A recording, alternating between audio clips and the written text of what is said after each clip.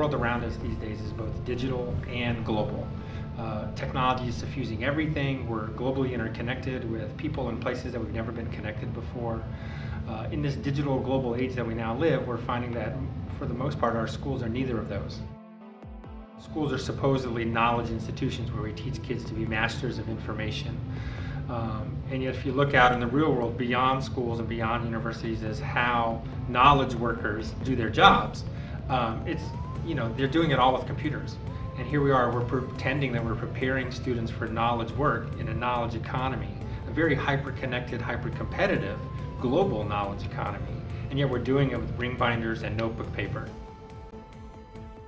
When we look at what does it mean to be a learner these days, it's also very different. And I'm not sure that we're really empowering students these days to take full advantage of the wide variety of learning opportunities, digital technologies, the internet, and so on, in ways that make them powerful learners, not just now, but in the years to come.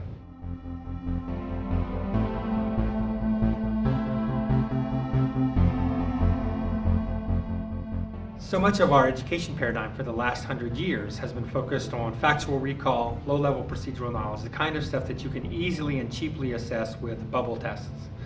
And what we're finding is that that kind of knowledge is ubiquitous these days. Instead of suffering from knowledge scarcity, we're suffering from information overload.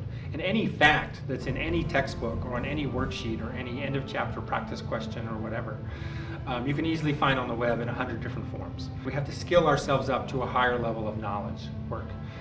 That lower level work in which students spend about 80 to 85% of their day-to-day classroom time on doesn't really have any kind of economic value anymore. We still need to know facts, we still need to know stuff. There are, when we go and find information out on the internet, we still need to be able to think critically about it and what does it mean. But nobody's regurgitating facts anymore in these days and getting paid for it.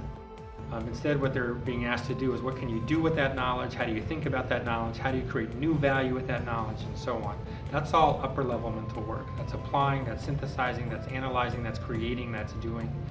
So I think if you're walking into a high-functioning school these days, kids are doing, they're thinking, they're creating, they're making, they're interacting, they're collaborating, they're communicating, they're being critical thinkers, they're being problem solvers. They're more self-directed in terms of their learning, so they can be deep and passionate about something and really express that in ways that are relevant and authentic. We have them working on real-world projects, not artificial word problems from the textbook, and so on. So I think that's what a really high-functioning school looks like. It's one that gives kids greater autonomy, greater choice, greater self-direction, and they're empowering kids to do that work, which in most cases means that they're using computers, they're using the internet, they're using video, they're using collaboration tools, they're using whatever is necessary to get the job done.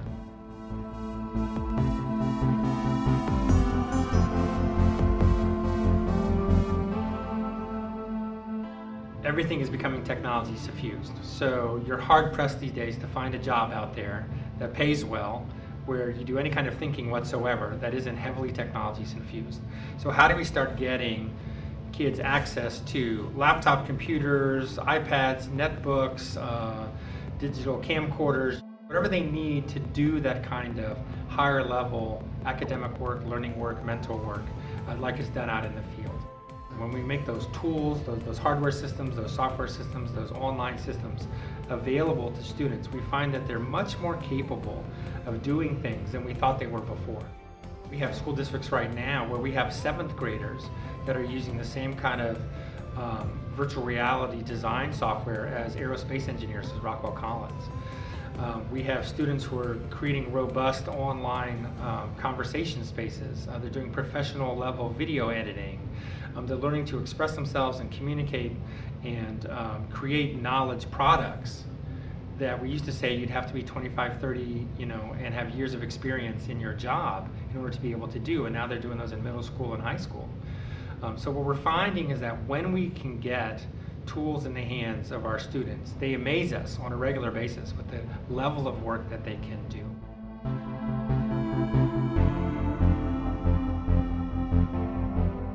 We're seeing another movement occurring out there, which is that students are increasingly learning from machines and software, not from a live human being. So that may be a virtual teacher somewhere else, but it's increasingly software, or it's a simulation, or it's a video game. or it's some kind of self-paced internet experience, and so on. And then of course the software, once it pushes that information out, can then also assess your learning and mastery of those lower level mental outcomes in a variety of ways. Just like we're using worksheets for multiple choice questions, for fill in the blanks, for crossword puzzles, for short essays and so on, the software is increasingly able to do all that kind of work.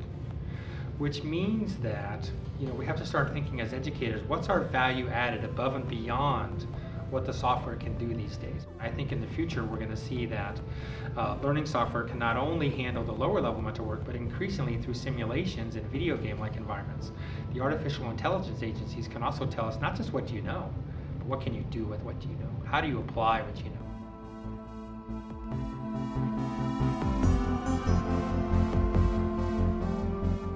One thing we have to recognize is that online learning is exploding. Online learning still has a fairly minor role here in Iowa. We have a few online learning opportunities available to students, but nowhere near what our capacity needs. These new communication tools are enabling all kinds of new capabilities. We're starting to wrap our head around the idea that a teenager can have a global audience in the tens of thousands, hundreds of thousands, millions even, right? It's not uncommon now to go to YouTube and see some video that some adolescent made that's, racking up 5, 10, 12 million views. We're seeing writing spaces like fanfiction.net, where kids are doing interest-based fiction writing around book communities, books or movies or TV shows that they love, and they're writing stories set in those settings, in those universes with those characters, and they're writing tens of thousands of words simply because they love those characters and those literary or media universes so much, and they're actively soliciting feedback. Right? They want to be better writers. So what the internet does, it enables us to have voice, right? So many of us are able to have a voice that we were never ever able to have before. It also allows us to find each other's voices and then to work together in ways that we weren't able to. And that enables a lot of really interesting collaboration opportunities and learning opportunities.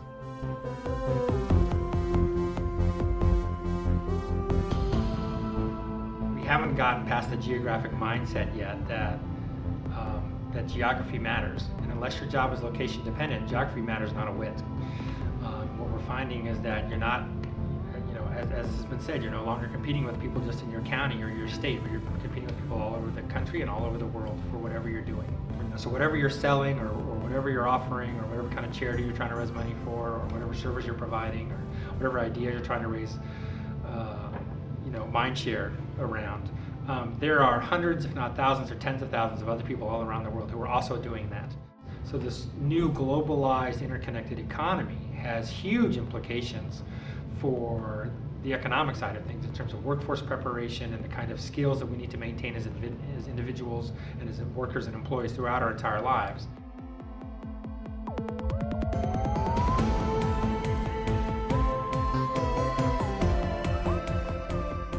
I think where we're still slower to change is, what does day-to-day instruction look like? What does day-to-day learning look like? And I think we're still very much stuck in older ways of thinking and doing and being.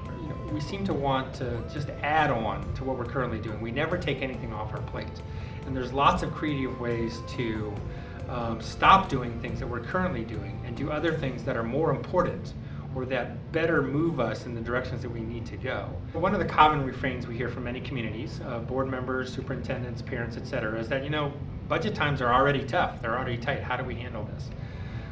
And I guess I would say two things to those folks. The first one is recognize that there are other school systems that look a lot like yours, right? They're operating in the same policy environment, the same regulatory environment, the same funding environment that you are. They're about the same size as you. They're similar kinds of communities, and yet they're making this happen.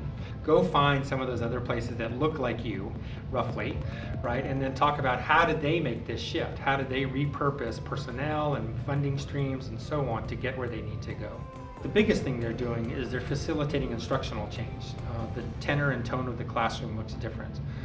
If 85% of kids' day-to-day classroom work now is lower level factual recall and procedural knowledge, how do we start shifting that up towards the upper end of Bloom's taxonomy, for example, so that they're doing higher level work? And that's really where the leadership needs to come in, where we say, look, we're going to walk away from some things that maybe we've held dear in the past. The world is changing around us. We have to change too. And that means that learning looks different. That means that teaching looks different. That means that curriculum looks different. That means that resourcing looks different. That means that staffing looks different. I think everybody is recognizing that we're in a transition period. It's very tumultuous. It's very turbulent. And to take teachers who sometimes have been teaching for several decades, right, and have been told that this is the way you should be an instructor, and now all of a sudden, well, you got to do all this new stuff instead. You've got to move from lower level cognitive work to higher level cognitive work. You've got to figure out how to pull these learning technologies into that in a way that's powerful. The technology is a tool and a means to an end, but the end is ultimately higher level learning experiences for kids. What does the world look like now? What will the world look like, 5, 10, 15, 20 years from now? How do we start preparing kids for that? There's lots of really neat stuff that's out there and available to us. We just have to, decide we're going to do it and get rolling.